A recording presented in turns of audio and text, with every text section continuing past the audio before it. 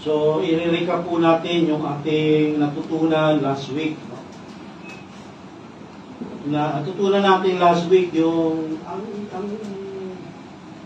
mensahe natin last week ay yung tungkol sa pagkamatay ni John the Baptist. So, natutunan natin na kapag hinayaan pala natin maghari yung kasalanan sa ating buhay, ikukurap nito yung ating pagkatao. Kaya ni Herod, hinayaan niya yung kasalanan. Mas pinili niya yung kasalanan dahil sa kanyang pride. Kaya nakurap yung kanyang buhay. Ay kita natin, pinapatay niya si John. Bagamat alam niya ang kasalanan yun. No? At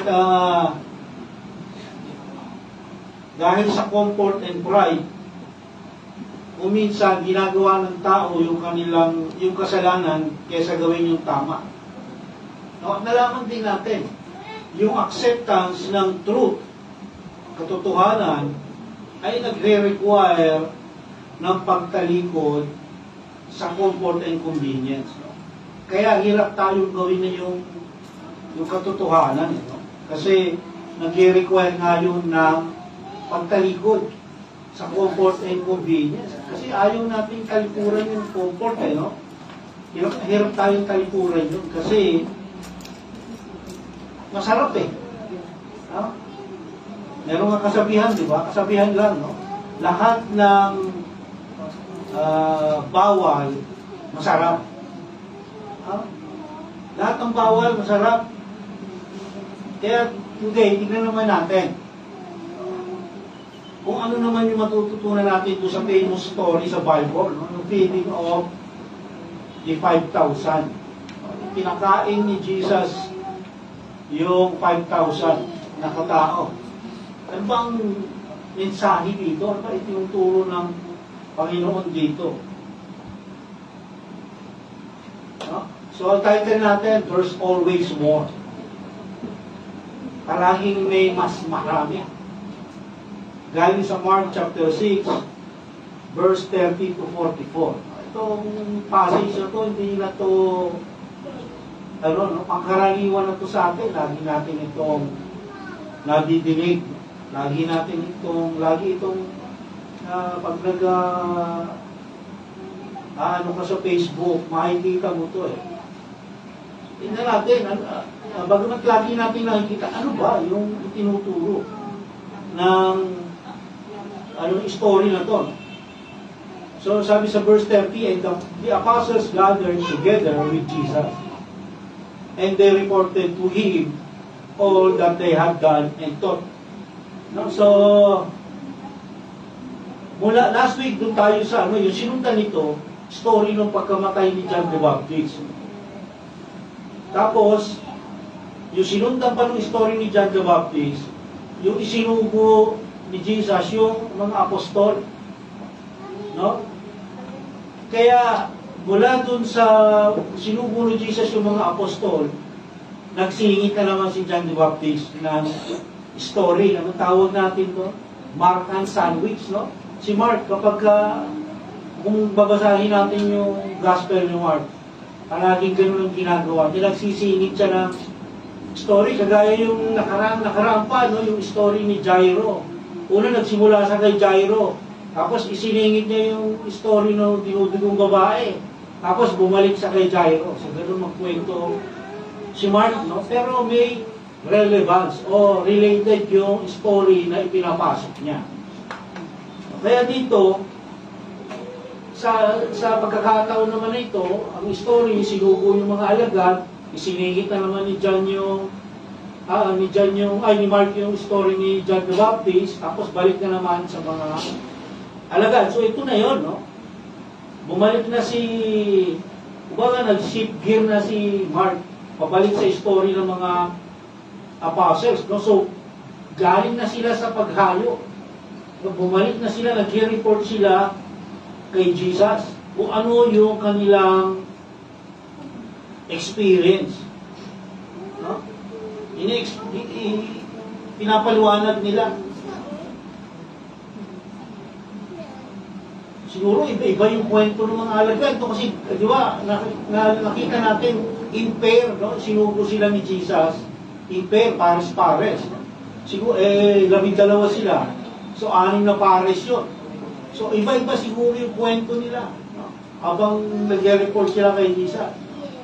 Sabi nung isa, Panginoon, nung nasa Capernaum kami, pagkatok ko sa bahay, hinahabol ako ng aso. Mga ganong kwento, siguro yung mga experience nila. No? Siguro, sabi pa rin pa, meron kami na tsempuhan. Mga nag-iinuman, muntik pa kami magulpe. Parang mga ganon yung mga experience nila. No? Pero mas malamang, yung rejection, no, kaysa acceptance. Mas malamang yung rejection, sigurado yun. 100% kesa sa acceptance, no? Sa mga experience nila. Sa panahon natin, ganun din. No? Mas marami yung, kapag tayo nag-evangelize, bibigay tayo ng tracts. Nakikita natin, mas marami yung rejection kaysa sa acceptance. Yun ang katotohanan. Kasi sabi ng Scripture, sabi ni Jesus mismo, pakitid yung daan patungo sa buhay na wala hanggan. And malapad yung daan patungo sa kapahamakan. So, yun ang katotohanan, yun ang truth. Kaya, hindi yung mababago, no? At makikita naman natin na kahit sa part ka ng Scripture tumingin, consistent yung mga sinasabi ni Jesus. Walang conflict, no? Verse 31, sabi, and he said to them, come away by yourselves to a desolate place and rest a while. For there were many people coming and going, and they did not even have time to eat. No? Makikita natin yung compassion ni Jesus sa mga alagad niya, sa mga nagtatrabaho sa kanya. No? Kaya nga pinakikita nito na yung ministry kailangan may pahinga din. No? Pag nag-serve tayo sa Lord, kailangan din natin magpahinga. Kaya nga, at least dalawa ng dalawa, no? Dito sa church natin, dalawa yung drummer. No? Yung gitarista, dati dalawa, no? Pero nagpahinga yung isa, kaya isa na lang muna ngayon. No? Pero dapat dalawa talaga. No? Yung song lead natin, dalawa din. Kailangan may kapalitan. No? Ang wala lang kapalitan, si pastor lang. No? Dapat dalawa din ang pastor dito para may kapalitan din si pastor. No? Yung ibang mga church, gano'n, dalawa yung pastor. Merong senior pastor, merong junior pastor. Kaya yung mga boys natin dyan, baka merong gusto maging pastor, mamaya kausapin nyo. Anong dahilan? Bakit gano'n? No? Bakit kailangan dalawa at least para ma-avoid yung burnout? No? Kasi mag-burnout ka eh. No? Kahit anong ministry mo sa church, kung wala kang kapalitan, wala kang pahinga, burnout aabutin mo. No, kaya nga ako, nakita nyo sa pag-preach, di ba? May mga pumapalit sa akin, di ba? Every month or minsan every 2 months. Merong nag-preach dito na iba, no? Si Lorena, si Tatay Eric, no? Sa susunod, si Mariana naman. No? Kasi, para hindi ako ma-burn out. No, parang pagkain din niya, araw-araw kumain ka ng adobo, kahit masarap yung adobo, mananawa ka. Kailangan kakain ka rin na siopaw. Kain ka rin ng tuyo. No, ganun yan eh. Kaya nga, ultimo sa scripture, makikita natin na kahit si Jesus mismo, gusto niya magpahinga yung mga alagad. No? Gusto niya magpahinga.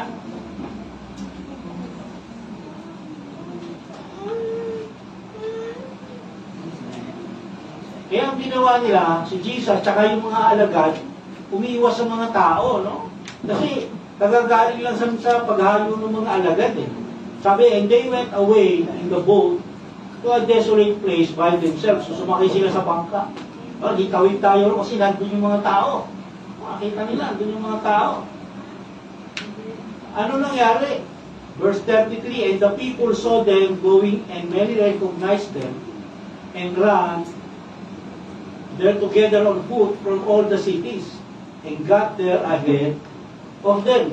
Nauna pa yung mga tao, nung makita sila, yung mga tao, nagtakbuhan. Kasi, di ba, ang Galilee, Sea of Galilee kasi, lake yan, pabilog, halos oval yung ano niya, yung itsura niya. So, nakapaligid dyan, puro mga bayan. No? So, dito galing sila Jesus, tumawid na gano'n, nakita sila ng mga tao tumatawid, mga tao, nagtakbuhan, no? Naunahan pa sila. No? Naunahan pa sila. Makikita natin yung desire ng mga tao. No? Kaya lang, mali yung desire nila. No? Kaya nila hinahabol si Jesus kasi gusto nila makakita ng mga signs and miracles. Gusto nilang magpagamot. Mali yung motibo. Siguro yung mga alagad, pagdating nila doon sa kabila, inis na inis, ano? Sabi nila, kaya tayo pumunta rito para makapagpahinga. Nauna pa sa atin itong mga tao na to. Sabi nila. Kaya nga tayo lumipat. Verse 34. And when Jesus went ashore, he saw a large crowd. Daming tao. And he felt compassion. Kita natin si Jesus. No? Very compassionate siya. Mahabagin. No? Kahit nakita niya yung mga tao na ito, na alam niya kung anong motibo ng mga tao na to. Ang mga tao ito, ano to service, no? Kasi ang motive lang nila, makakita ng miracle, magpagaling, magpagamot. No? Pero nagkaroon si Jesus ng compassion. No? Anong sabi niya? Because they were like sheep without a shepherd. Para daw silang mga tupa na walang shepherd. And he began to teach them many things. No? Sheep without a shepherd. No? Kasi, bakit sinabi ni Jesus yung sheep without a shepherd? Kasi yung Israel, yung buong Israel, sila yung sheep, no? Sila yung sheep. Yung mga leaders nila, dapat yun ang shepherd nila. Pero anong ginagawa ng mga leaders? No? Yung mga leaders nakapokus lang sa sarili nila. No? Yung mga Pharisees, mga Sadducees, nakapokus lang sa sarili nila, hindi sa flock, hindi sa Tagalog ng flock. Kawan, hindi sa kawan nakatutok, no? Kasi hindi tinuturo nito mga leaders yung katotohanan, kundi ang tinuturo nila yung gusto nila. No, hindi nila tinuturo yung katotohanan. No, nahabag si Jesus, alam niya yun eh. Kaya anong ginawa ni Jesus? No? He began to teach them many things. Itinuro ni Jesus yung katotohanan. No? Kasi yun ang kulang ng mga tao. Hindi na ituturo sa kanila yung katotohanan, kaya itinuro ni Jesus. No? Kaya si Jesus, inuna niya yung spiritual needs ng mga tao. Sabi nga, spiritual nourishment. No? At mamaya, physical nourishment naman. So, ganun lagi si Jesus, mas mahalaga ang spiritual kaysa sa physical. Kasi nga, yung physical, temporary lang, no? Yung spiritual, eternal. Yung physical body natin, pag namatayan, goodbye na yan. Wala na yan. Iiwanan na natin yan. Pero yung spirito natin, kahit mamatay tayo, buhay yan. Hindi yan mamamatay. Kaya yan ang mas importante. Paghandaan natin kung saan tutungo yung ating espiritu. Dalawa lang ang pupuntahan ng ating espiritu. Either langit o impyerno. Walang in between, no? Walang gitna. Taas, baba lang. No? So, siyempre lang tayo. Gusto natin sa taas. No? Kaya tayo nandito ngayon. Dahil alam naman natin kung anong sasapitin natin kapag doon tayo sa ibaba na punta. No? At doon sa mga nag-aaral ng Book of Revelation, talagang kakilakilabot. No? Buhay ka pa, sobrang torture na aabuti mo, wag mo pag namatay ka na. No? Kaya, pag sumikapan natin, nandun tayo sa taas mapunta. Verse 35. And when it was already quite late, his disciples came to him and began saying, "This place is desolate, and it is already quite late." So magkagabi na. Yung mga alagad, pagod na pagod na. No? Galing sila sa ministry, tapos ngayon, ito, tumawid sila ng Galilee, tapos pagdating nila doon, may mga tao pa rin. No? Kaya sabi nila, let's go, it's time to go. No? Sabihin kailangan na natin umalis. No? Naalala ko rin pag nagpa-prayer meeting kami, nakabantay kami lahat sa oras. No? Ay, alas 6 na, pray na tayo. No? Ay, alas 5 na isa, pray na tayo. Alas 6 na, 6:30. Ganoon tao, no? Nakabantay sa oras. Yung mga alagad, ganoon din, no? Nakabantay sila. Na gusto na nila magpahinga. No? Gusto na nila magpahinga. Kaya sabi nila kay Jesus, gabi na. Hindi lang nila madiretsa si Jesus. Pauwiin na natin itong mga tao na ito. Kaya kung unang pasada nila, nagpadilim na. No, verse 36, send them away. Ito na, no? Sabi ng mga alagad, send them away. Alisin mo na yung mga yan so that they may go into the surrounding country and villages and buy themselves something to eat. So sabi nila, paalisin mo na yung mga yan para makabili na sila ng pagkain nila kasi gabi na eh. No? Paalisin mo na sila. Kasi ang isang problema nila, nasa secluded place sila o liblib na lugar. No? Wala silang makukuha ng pagkain. Wala silang mabibilihan ng pagkain. No? Meron man, malayo. No? Kaya may tendency na magutom ang mga tao. Kaya sinasabi ng mga alagad yun, paalisin na natin hanggang maliwanag pa. Ano ang sagot ni Jesus? No? But he answered and said to them, you give them something to eat, sabi ni Jesus. And they said to him, shall we go and spend 200 denarii on bread and give them something to eat? No? So, kinorek ni Jesus yung gusto nila, no? Kinorek ni Jesus. Ang gusto kasi ng mga alagad, pauwi na yung mga tao. Pero siya, sabi niya, huwag niyo silang pauwi. Kakainin niyo. Give them something to eat. No? Kasi yung mga alagad, no, makikita natin, ang isa sa mga problema ng tao, yung pagiging selfish. Yung mga alagad, yung sarili lang nila, iniisip nila. No, pag umalis nga nun yung tao, makakapag-relax na sila, makakakain na sila. No, hindi nila iniisip, kawawa naman yung mga tao rin. No? Aabutan sila ng gutom sa daan. At makikita natin na mas nakita ng mga alagad yung problema kaysa solusyon. No? Sabi nila, shall we go and spend 200 denarii? Sabi niya. Kasi Jesus ginamit yung sitwasyon na to para turuan yung mga alagad. Alam naman natin na along the ministry ni Jesus, kasama niya yung mga alagad, hindi lang siya nag-ministry para i-preach yung gospel, kung hindi tinuturuan niya yung mga alagad. Kasi yung mga alagad ang papalit sa kanya, sa kanyang ministry, pag siya umakyat na sa langit. No? Kaya tinuturuan niya yung mga alagad. At lahat ng situation, nakasama ni Jesus yung mga alagad, meron siyang itinuturo. No? Kaya dito sa sitwasyon na to, merong itinuturo si Jesus dito sa mga alagad. No? Gusto ipakita ni Jesus yung kanyang power, no? Kapangyarihan niya, na siya ay Diyos. No? Kaso nga, yung mga alagad, ang unang nilang nakita yung problema, hindi yung kapangyarihan ng Diyos. No? Doon sa tanong nilang, shall we go and spend 200 denarii on bread and give them something to eat? Sinasabi ng mga alagad na hindi kakasya yung dala nilang pera para makakain ang lahat ng tao. Kung mabasahin natin yung Book of John, si Philip yung nagsabi dito. No? Yung alagad niyang si Philip. Yung isang denarii ay katumbas noon, isang araw na sweldo. sa araw na sweldo. Kaya, sabihin na lang natin 600 pesos. Yung isang denarii sa panahon natin ngayon. 600 pesos.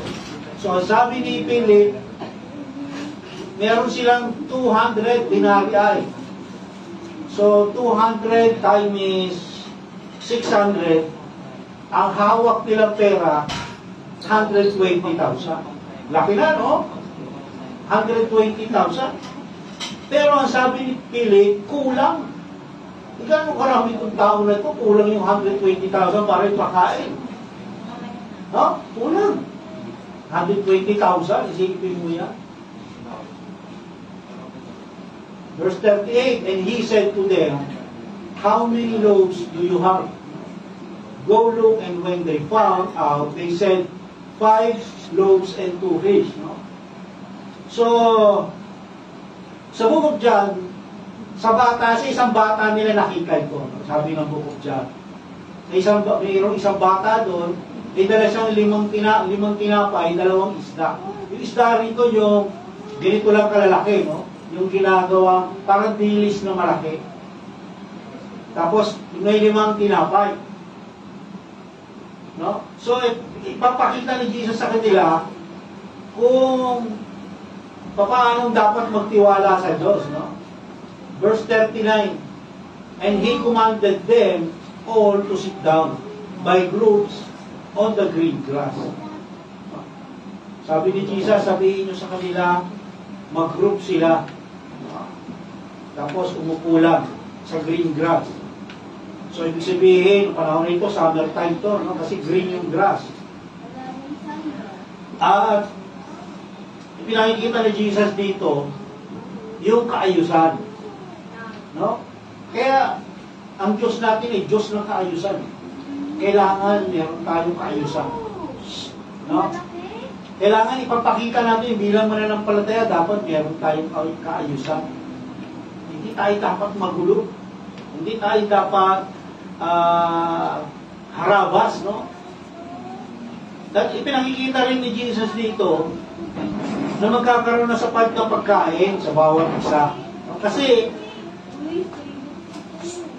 kung pinaupo sila, ibig sabihin, huwag kayong magagawa ng pagkain. Huwag kayong magagawa. No, kasi mapapansin natin sa panahon natin ngayon, lalo na pagka yung sa mga lugar na dinadalahan ng relief, kunyari Dinagyo o Nilindo, nakikita mo, kapag nag-distribute ka ng pagkain, pag walang kain sa nag-aagaw niya. Tendency yun, survival kasi. Ano ng instinct ng tao yun, yung makipag-agawan para makasurvive lang.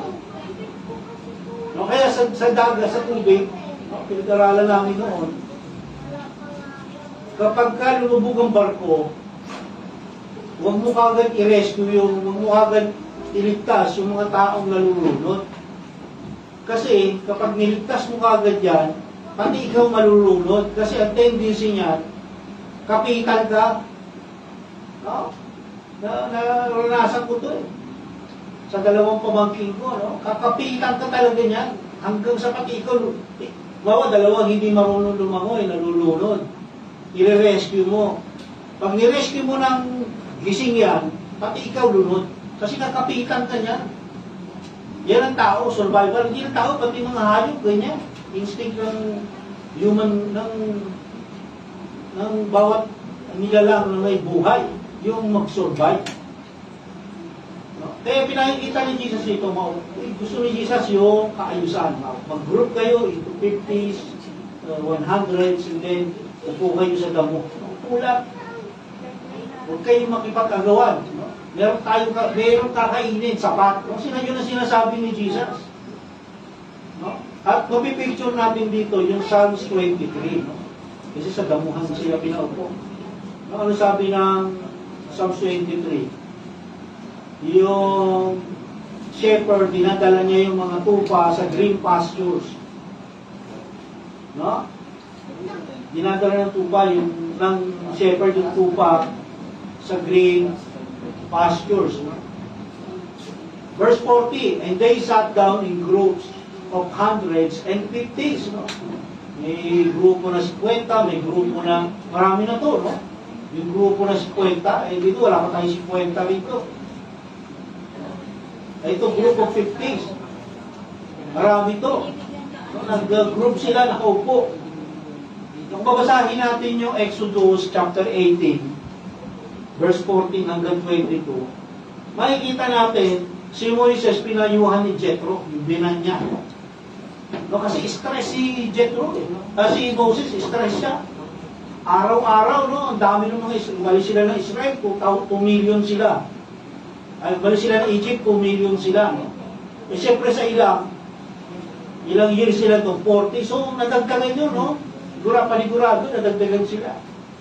So, stress si Moses kasi araw-araw, siya yung judge, eh, no? Meron siyang sinisintensyahan, meron siyang inaayos, no? Araw-araw, stress siya. Nakita siya ni Jethro, nung bibigyanan niya. No? Si Jethro, nagbigay sa kanya ng advice. Sabi ni Jethro, kapag yung ganyan ang ginawa mo ng ginawa, may stress ka talaga. Pag gawin mo, talaga ka ng leader, tapos i-group mo ng tig 50, tig 100 yung mga yan.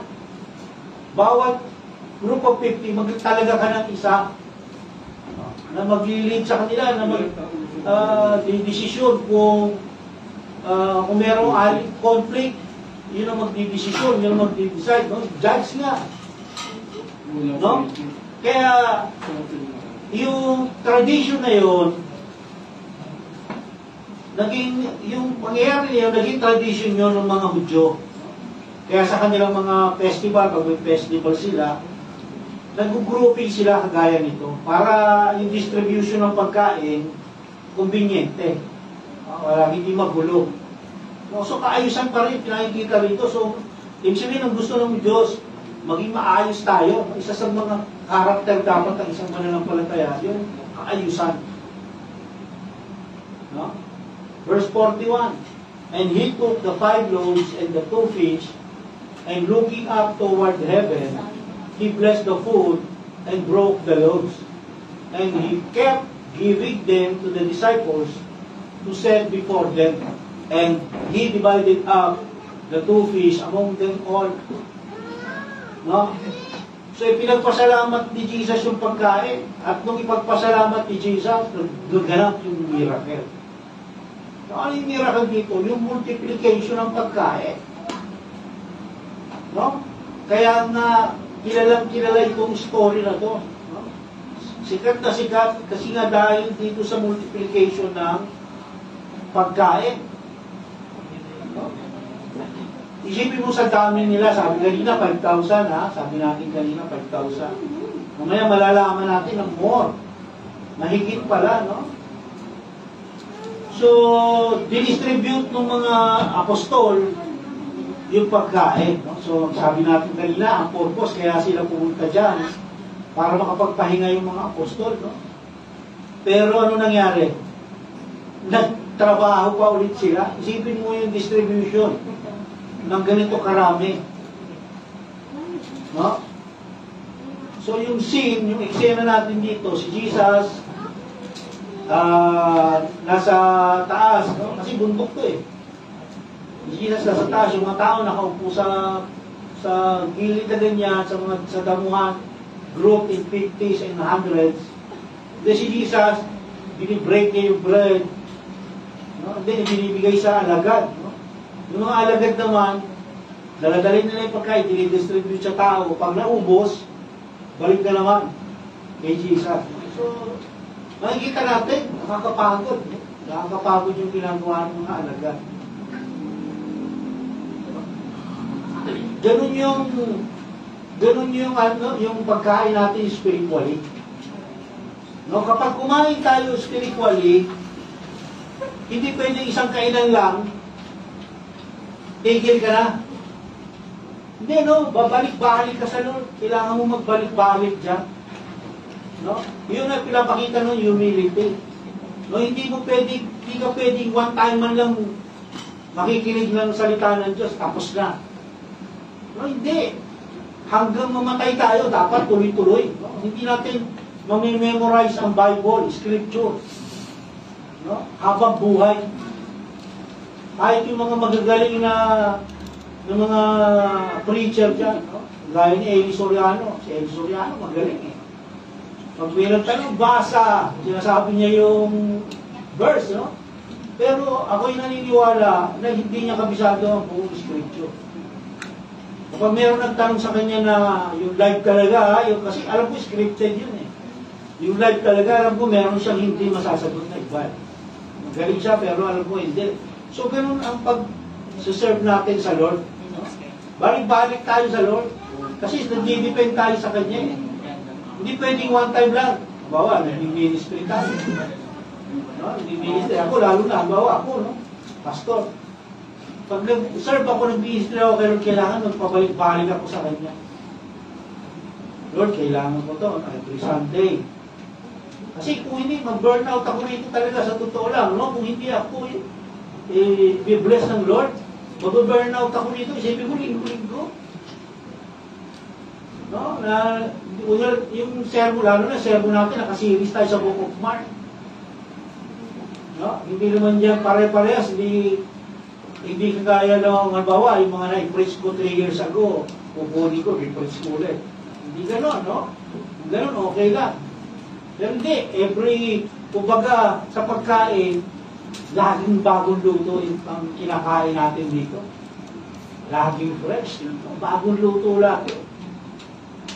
So, ganun din yung pinapakita dito ni Jesus sa mga alagad. Ganyan ang pagsiserve sa akin.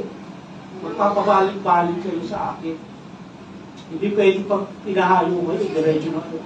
Ano yung kaya nyo na mag-isa? Hindi. Kailangan nyo bumalik sa akin para kumuha ng lakas. Anong lakas? Spiritual strength. No? So yung mga apostol, panahon sila kay Jesus, yung isa nagkakasulungan, nangingiti na lang sila. No? Kala ko pahinga to, Brad. Yung pala, mas nadagdagan yung trabaho natin, no? Kasi kagagaling lang nila sa paghayo, eh. Kaya nga sila dinala ni Jesus, bro. So, ganun, no? Kasi, consider natin yung dami ng tao, no? Kaya oras ang bingin lang dito bago mapakain lahat to.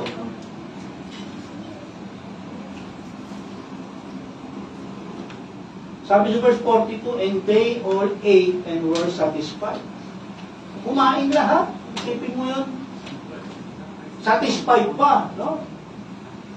Kasi kung isang pag kumain tayo, pag konti lang, no? Diba? Nakain na tayo, mawala lang yung gutom. Pero hindi ka satisfied. Ito, satisfied lahat. No? Kapag ang Diyos ang nagpakain, satisfied ka talaga. No? Hindi yan magpapakain ng bitin. Hindi yan magpapala ang Diyos sa atin ng bitin, yung pagpapala. Laging sapat yan, minsan sobra-sobra pa. No? Sobra-sobra. Bakit sobra-sobra yung pagpapala ng Diyos sa atin? Kasi may purpose, yung sobra. No? May purpose yung sobra. Actually, dapat yung pangangailangan lang natin ay binigay ng Lord. Eh. Pero binibless tayo ng Lord sobra. No? Kasi may purpose yun para may maibigay din tayong blessing sa iba. No? Para may maibigay din tayong blessing sa iba. No? Hindi lang sa iba, no? Sa mga naglilingkod sa atin, sa church natin, no? Sabi nga ni Scripture, yung servant ng Lord, karapat-dapat lang na mabless sa pamamagitan ng paglilingkod nila. No? Anong sabi ng 1 Timothy? No? Baka sabihin niya, ako lang nagsasabi niya. 1 Timothy chapter 5 verse 18. Anong sabi dito? Sapagkat sinasabi ng kasulatan, no? Sabi ni Pablo kay Timoteo, huwag mong bumusalan ang bibig ng baka habang ito'y kumikiig. No? Nakasulat din, ang manggagawa ay karapat-dapat bayaran. No? Kasi yung manggagawa, tao rin yan, kumakain din yan. Kailangan din niyang mabuhay. No? Kung hindi kakain niya, mamamatay yan, paano pa yan makakagawa? Yun ay tinuturo ni Jesus dito. No? Kailangan nating Kaya sobra-sobra yung blessing na binibigay ko para pagpalain ng iba, lalo na yung mga naglilingkod sa inyo. No? Kaya yung mga taong ibinibless yung naglilingkod sa kanila, patuloy yung pagpapala naman sa kanila. Ganun ang Lord eh. What you sow is what you reap. No? Kapag patuloy mong pinagpapala, yung mga lingkod ng Diyos, no, sobra-sobra din yung ibibigay sa iyo ng Lord. No? Parang, isipin nyo, parang prosperity preaching. No? Hindi ito prosperity preaching. Ito po ay katotohanan. No? Ito yung way kung paano pinoprovide ng Lord ang pangangailangan ng mga naglilingkod sa Kanya. Kaya masarap maglingkod sa Lord. Kasi ang Lord ang magpuprovide ng pangangailangan natin. Yun ang nais ni Lord sabihin dito. Masarap mag-serve. Ipoprovide niya yan. No? Sino gusto niyong amo? Si Lord o yung tao? Siyempre mas masarap maging amo si Lord, no? Kasi nakita natin yung katangian ng Lord, compassionate siya, full of mercy, loving. Meron mga amo na ganyan? No, yung amo natin sa trabaho, ang habol niyan, magampanan mo yung dapat mong gawin. Tapos, ganun lang yan, bihirang-bihira. Meron din siguro, pero na nagkikare, no? Pero bihira yun. No? Ang lahat ng amo, gusto nila, ayusin mo yung trabaho mo para ayos ako. Pero yung pamangkin ko, si Man, kauuwi lang, no, napaaway siya, nakaaway niya yung amo niya. Kasi yung amo niya, nagmalabig sa kanya. No? May mga pinagagawa sa kanya na hindi na part ng kanyang trabaho. So, ganun ang mga amo. Ang Lord ba, pagagawin ba tayo niya ng labas sa ating kakayanan? Hindi, no? Pagawa niya man sa ating, i-equip niya tayo. Kaya masarap maglingkod sa Lord. Subukan nyo. Try nyo lang. Sabi pa, and they picked up 12 full baskets of the broken pieces and also of the fish. 12 baskets, no? Bakit 12? Kasi 12 yung naglilingkod sa kanila. No? Basket hindi bowl, hindi bag. Basket yung kain. No? Makita mo kung paano mag-provide ng Lord. Sabi ni Lord, sabi ni Jesus, sige, alam ko, pagod lang kayo, pero trabahuhin nyo lang. Mamaya, makikita nyo yung reward ko sa akin. Sumobra, 12 kain. Tigit-tigisa sila, yung 12 alagad. Tigit-tigisang kain sila. Diba? Yan yung abundance. No? Kasi sa atin, ang definition ng abundance natin, yung masarap ang buhay mo, marami kang pera, hindi yun ang abundance, no? Ano yung abundant life? Yung sobra, yung meron ka sa pangangailangan mo. Kung bawa, sa umaga, 5 pandesal lang ang kailangan mo para mabusog ka. Pero ang pandesal mo ang hawak, 10, abundant life yun. No? Yun ang tunay na meaning ng abundance. No, kasi ang nangyayari ang tao, dahil sa selfishness, dahil sa greed, yung definition ng abundance, naiiba. Abundance sa akin, mayroon akong malaking bahay. Yan ang abundance. Ang abundance sa akin, milyon-milyon ang pera ko sa bangko. Yan ang abundance. Mali. Kaya tuloy minsan, hindi natin a-appreciate yung blessing ng Lord. Kasi nga yung definition natin ng abundance, ganun. No, pero kapag alam mo yung tunay na definition ng abundance, pagising mo sa umaga, may nakita ka, 5 pandesal lang kakain mo, may 10 pandesal. Lord, salamat kasi 5 lang kailangan ko, pero 10 pandesal yung nandito. Hindi ba matuwa ang Lord sa inyo? Simpleng blessing, pero pinagpapasalamat. Papasok ka sa school, magkano pamasahin mo? 50 pesos, pero binigay sa yung baon namin mo, 100. Sobra kang 50. Abundance yun. Diba, Lord, salamat, kasi sobrang 50 to, oh. Meron na akong, anong pangalan ng ice cream doon? Lobo-lobo. Ha? Yaw-yaw, oh. Ice cream, yaw-yaw pangalan. May pambili ka na ng yaw-yaw. Lawlaw o yaw-yaw? Kasi spelling niya lawlaw eh. Diba? Meron ka ng pagpili ng lawlaw. Kasi sobra ng 50 pesos yung binigay sa'yo. Yun ang tinatawag na abundance. No, sobra. Dapat pagpapasalamat na natin yung Lord, salamat. Kasi may pambili na ako ng yaw-yaw. No? Kasi hindi naman lahat ng tao nakakain yung yaw-yaw na yun. No? Kaya yun na tinuturo ng Lord dito, ni Jesus sa mga alagad. Kaya nga 12 yung ano eh, yung sobra eh. No? Kasi kung 9 lang, o 6 lang, maghahati-hatian pa nila yun.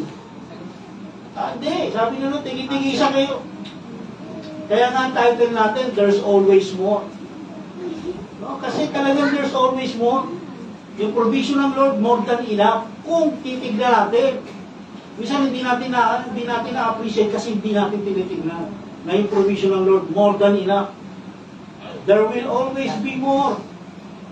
So, truth yan, pangako ng Lord yan eh. Ha?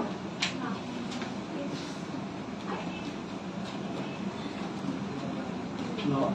Verse 44, sabi, last verse natin, and there were 5,000 men who ate the loaves. Men, ha? 5,000 men.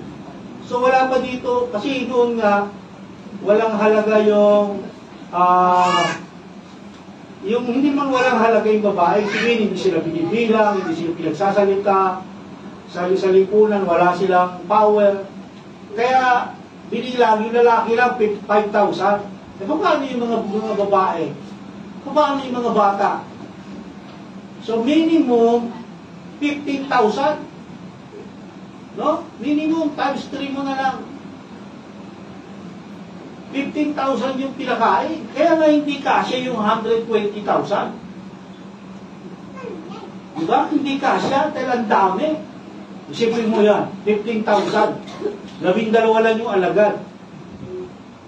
No? Paano nila napakain yun? Diba? Sabi ko nga sa inyo, Google talaga sila ng oras para mapakain lahat yun. Pero worthy, di ba? Kasi, pagkatapos sila pakainin, 12 basket yung sobra. No? 12, sobra-sobra yun. So, anong lesson natin dito? Sabi, Jesus is the compassionate provider. The caring Christ. The one who invites the helpless and the lowly to commune with Him. Si Jesus ang mahagbagin na provider.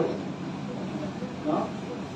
Ipoprovide niya talaga lahat ng pangangailangan natin. Pinangako niya yan eh. Ang Diyos hindi yan bumabali sa kanyang pangako. Kaya nga meron tayong faith kasi yung faith natin nakabase sa pangako ng Diyos. No?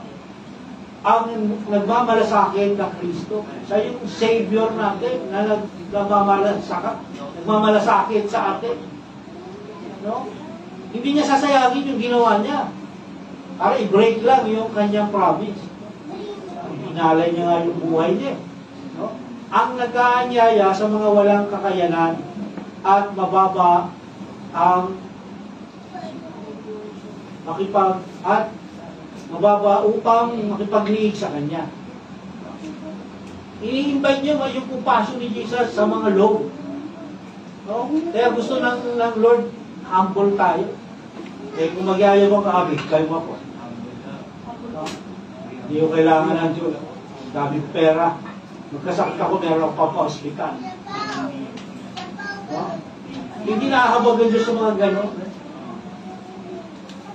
Ang nahahabag ang Diyos sa mga mapagpakumbaba, Lord. Nagkasakit ko, paano na ito? Pero ang dami mong pera. Pero sinasabi mo kay Lord, ba? Kasi iniisip mo, ang Lord may hawak ng buhay mo, hindi yung pera mo. No? Doon tayo magdidepende sa Lord. Yun ang gusto niya. Kaya, nung makita ng Lord yung mga tao, naawa siya. Nahabag siya. Kahabag-habag ang mga tao na to. Kasi yung mga leader nila, yung shepherd nila, sarili lang ang iniintindi. No, ayaw umalis sa comfort zone nila. Gusto nila, doon sila sa templo, nakabantay sa mga naghuhulog ng pera. No? Kaya, kahit wala tayong dalang anuman, no? O anuman ang ating katayuan, kapag lumapit tayo kay Jesus, magkakaroon tayo ng satisfaction. Kahit wala ka, kahit ano pa man yung status mo. O, samantalang naman tao, merong may mababa, may mataas eh. No? Samantalang ng tao, merong third world country, second world, first world. Pero samantalang ng Diyos, pantay-pantay yan. No? Kapag lumapit tayo kay Jesus, lahat tayo magkakaroon ng satisfaction. Kasi siya yung nagpo-provide ng lahat ng ating pangangailangan. No? Sapat at higit pa. No? Meron tayong kantang gano'n, sapat at higit pa. No? Kaya magugulat tayo kung ano yung kayang gawin ng Diyos. No? Sa kakapilagot na meron tayo. Bawa, talent. No? Nung nakaraan, di ba, nag-uusap tayo, mga walang talent ka, sabi natin doon sa iba, no? Na yung iba walang talent. Kahit walang talent siya, pag binigyan ng Lord ng talent yan, magkakaroon yan, no? Kahit nga yung talent mo, napakaliit lang, pag pinagamit mo sa Lord yan, lalaki yan. No, lalaki yan. Huwag nating isipin nyo na wala akong talent eh. Eh kung magpapagamit ka sa Lord, susunod ka sa Lord, magkakaroon ka ng talent. No? Kagaya nung ginawa niya, 5 tinapay. Sino mo 5 tinapay, pinakain yung 15,000. 2 isda, pinakain yung 15,000. No? Di ba? Kaya tulad ng miracle na to, kumikilos ang Diyos at nagbibigay ng blessing na sagana para i-bless din natin ang iba. Kaya tatandaan natin. No? Kasi kapag i-bless tayo ng Lord, sinarili lang natin yan, ibig sabihin, hindi yung ginagamit sa tama yung blessing niya. No? Kaya kung gusto natin ng more, share. No? Hindi yung more, no sharing. No? Kailangan pag kumabig tayo, tutulak ka rin. No? Para gamitin tayo ng Lord bilang vessel o bilang